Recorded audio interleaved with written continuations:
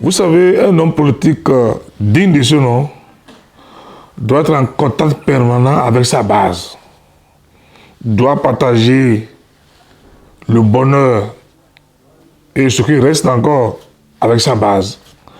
Il doit y avoir une complicité positive entre la base et l'élu. C'est très important. Parce que je leur dis, moi je ne suis pas un député de bureau, je suis un député de terrain. Et je suis avec l'arrondissement de Alafiaro, qui comporte 8 villages. Et je suis en train de faire le bilan des activités, le bilan des actions que nous avons menées, non seulement dans l'arrondissement de Alafiaro, mais au niveau des 6 autres arrondissements de Tchaouro. Alors donc, nous sommes en train de faire un travail de reddition de comptes qui ne dit pas son nom. Parce que pour moi, en tant qu'élu du peuple, ça serait bilan contre bilan. Je l'ai dit la fois passée, je le redis, la voie royale pour convaincre la masse populaire, c'est le concret, comme l'a dit l'autre. Donc, un député ou un homme politique doit renouveler sa confiance sur la base des actions qu'il a menées sur le terrain. Et c'est pour ça que dans les jours à venir, j'entends faire un bilan au niveau de la 8e session électorale. Que ce soit à Tchaouro, Ndali, Perere et à Parakou. Ce qui fait que je dis parfois à mes amis d'en face que je gère les actifs, mais les amis d'en face gèrent les passifs. Ils gèrent les passifs parce qu'ils n'ont pas un bilan à présenter. Ils font de la politique politicienne. Alors que votre humble serviteur, Rachid Badama, ce que je suis, j'ai un bilan lourd, un bilan élogieux à défendre. Il y a des réalisations visibles, lisibles sur le terrain. Que ce soit en matière d'infrastructure, que ce soit en matière de l'eau, que ce soit en matière d'animation de la vie politique.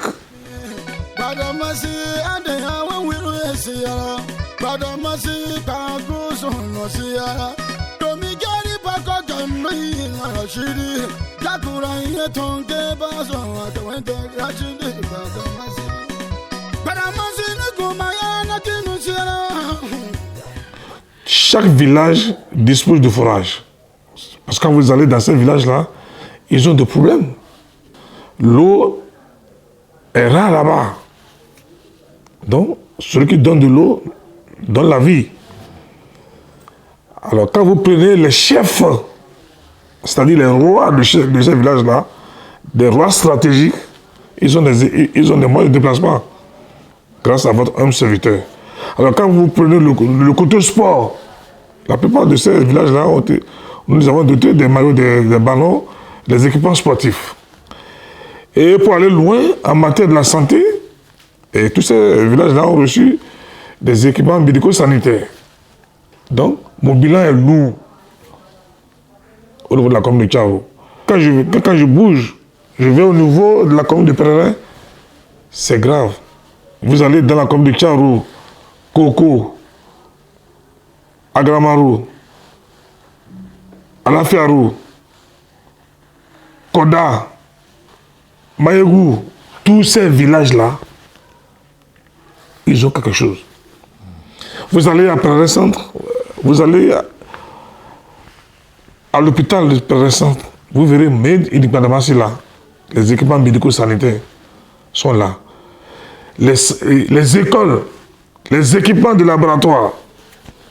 Donc, aucun homme politique, je défie l'homme politique au niveau de la commune de Péréret qui a réalisé plus que moi. Ça n'existe pas.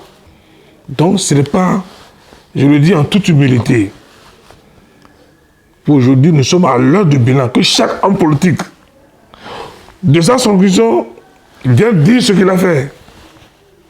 Moi, mon bilan est lourd.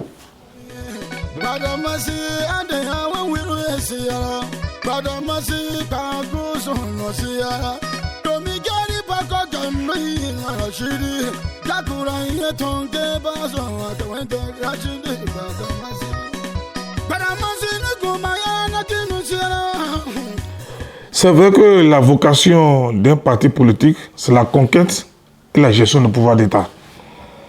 Mais qui dit conquête et gestion du pouvoir d'État veut dire avoir un programme, avoir une vision, avoir un idéal. Et je pense humblement, le comportement de nos amis, des collègues députés, c'est un comportement qui viole l'esprit des réformes du système partisan. Parce que nous avons souffert pour pouvoir élaborer et voter ces réformes. C'est pour éviter la prostitution politique. C'est pour assainir la classe politique que nous avons décidé de ces réformes, que nous avons accepté, accompagné ces réformes. Le comportement des députés démissionnaires pose un problème de morale et d'éthique. Et c'est pour ça que je demande humblement aux responsables au plus haut niveau de l'UP de ne pas cautionner la remise en cause des réformes du système partisan en acceptant ou en cautionnant la transhumance ou le nomadisme politique. Je pense que je ne crois pas que le président Djobenou, que je respecte beaucoup, puisse accepter, puisse cautionner la procession politique. Ça remet en cause l'esprit même des réformes des systèmes partisans. Et en tant que député réformateur, artisan de ces réformes, je pense humblement que les responsables au plus haut niveau de l'UP ne doivent pas accepter ces députés transhumants, pour ne pas dire ces députés qui violent l'esprit de ces réformes-là. Ce n'est pas bien. En tout cas, moi, j'aurais conseillé au président ABT, si c'était le cas, c'est-à-dire si c'était les députés UP qui démissionnent de l'UP pour venir au BR, j'aurais humblement conseillé au président ABT de ne pas les accepter. Parce que ça pose un problème de morale et d'éthique. Ce n'est pas bon. Parce que la charité, bien entendu, commence par soi-même. Ce n'est pas bien que les amis d'en face nous donnent des leçons.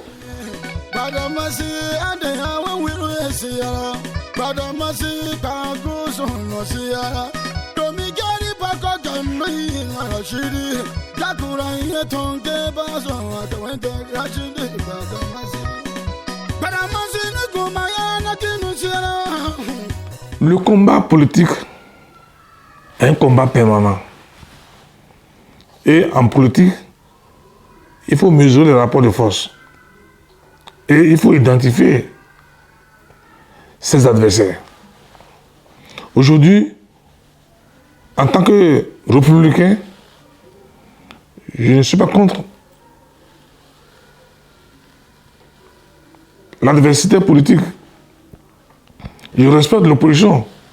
Parce qu'en tant qu'homme politique, en tant que leader politique, j'ai l'obligation politique d'affaiblir l'opposition.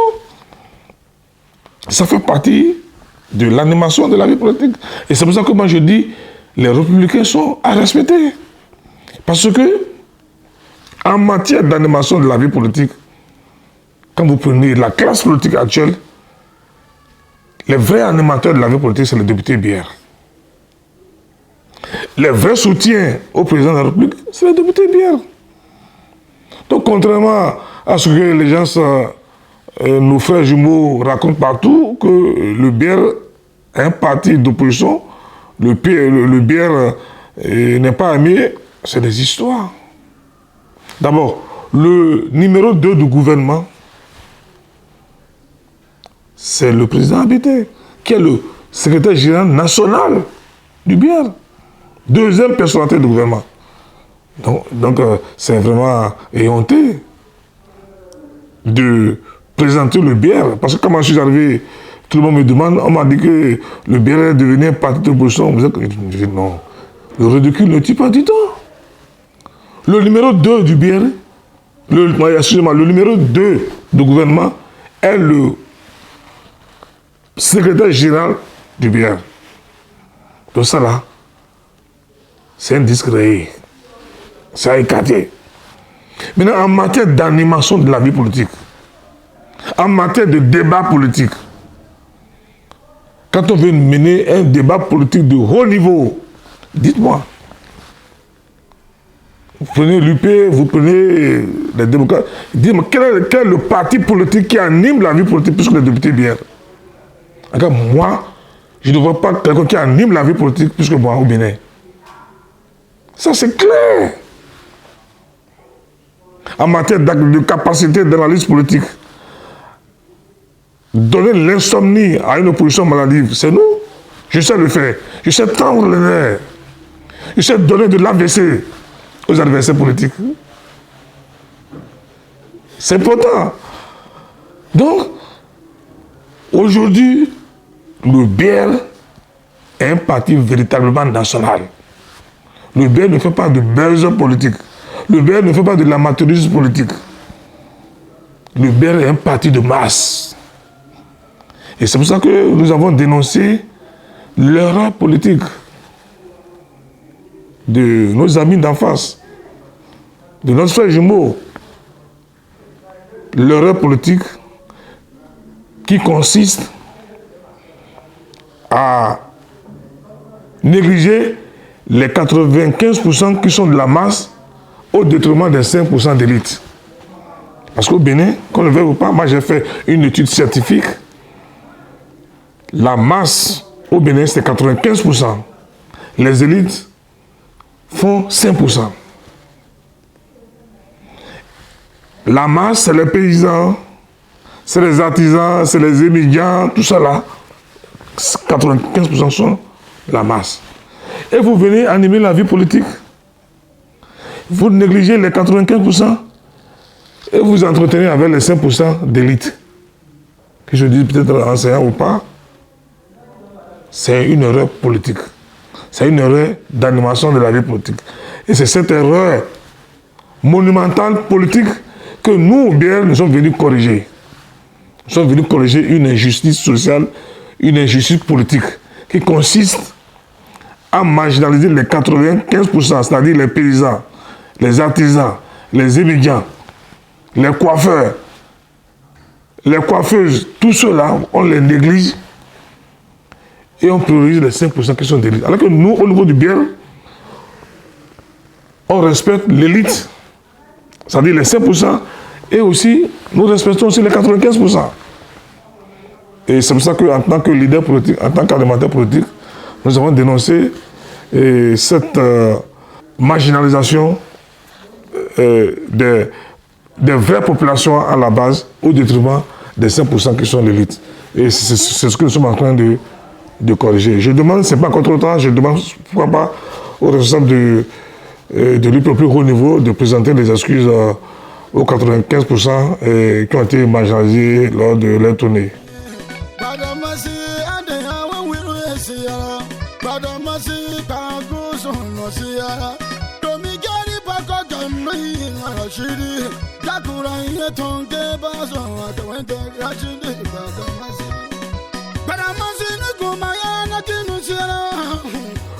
Vous savez, au bien, nous avons les qualités. Chacun joue son rôle. Nous avons les hommes de terrain, nous avons les hommes de l'ombre. Vous savez, le jeune ministre Adam Bi est un jeune ministre politique. Parce que qu'on ne veut pas, il a été adjoint au maire de la ville de Parakou. Donc c'est un député, c'est un homme politique.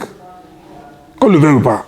C'est vrai, de par sa fonction de ministre, de temps en temps, il est astreint à des obligations de réserve, mais la politique, c'est un virus.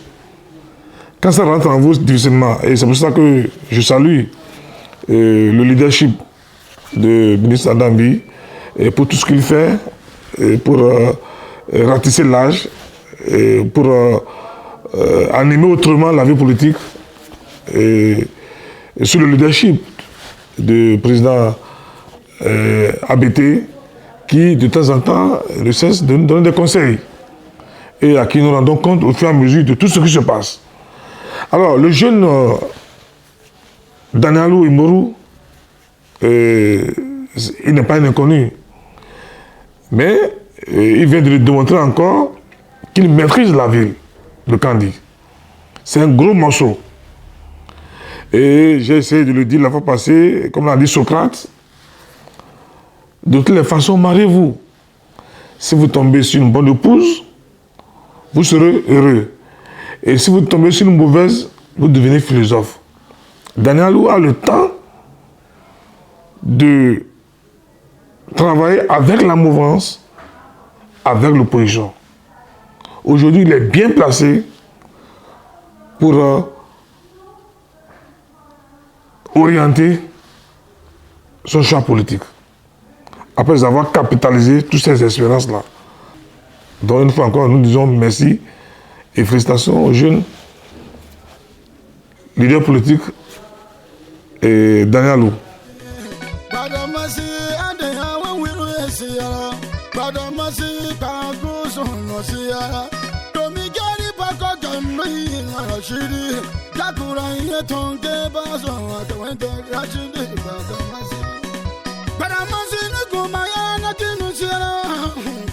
Ce qui nous unit, c'est les réformes du système partisan. C'est le programme d'action du gouvernement. C'est comment aider le président de la République à atteindre ses objectifs dans le sens de l'intérêt général, dans le sens de l'intérêt du peuple. Donc, pour rien au monde, pour des intérêts personnels, égoïstes, inavouables, nous ne devons jamais cautionner la prostitution politique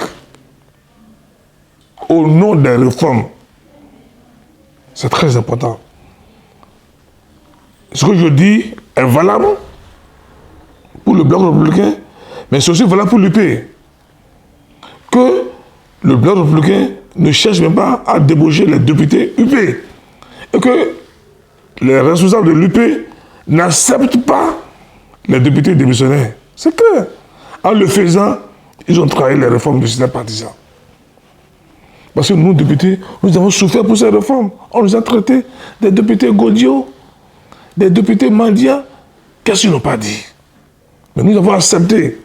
C'est le sacrifice qu'il faut consentir. Nous les avons acceptés. Nous avons accepté l'humiliation. Parce que nous croyons à ces réformes, que seules ces réformes peuvent sortir le Bénin de l'ornière. Que seules ces réformes peuvent combattre la corruption, peuvent assainir les finances publiques. S'il faut nous insulter au nom de ces réformes, nous acceptons. Alors, ne cautionnons pas tout ce qui va remettre en cause les réformes du système partisan.